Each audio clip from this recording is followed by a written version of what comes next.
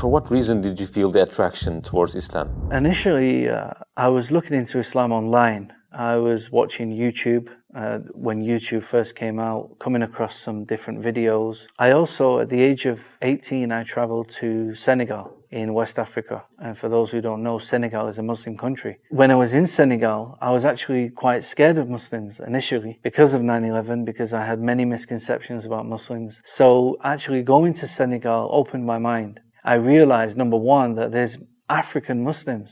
I had never seen African Muslims. So I was really interested in understanding, how did Islam come here, you know? And when I went to Senegal, this was the first time I actually heard the adhan.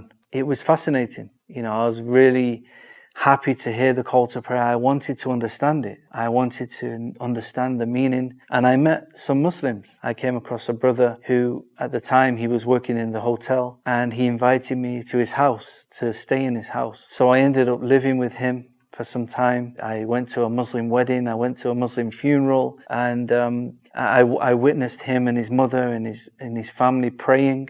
We ate together, sitting on the floor, and all these things were amazing to me.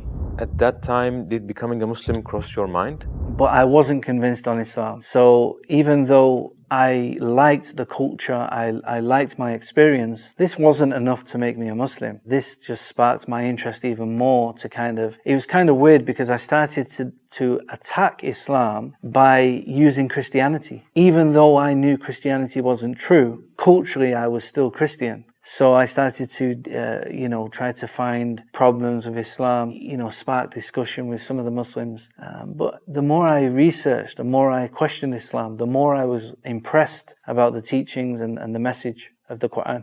And I guess I was willing to accept Islam. When I say willing to accept Islam, I mean I was willing to give Islam a chance, because the Africans had a part to teach me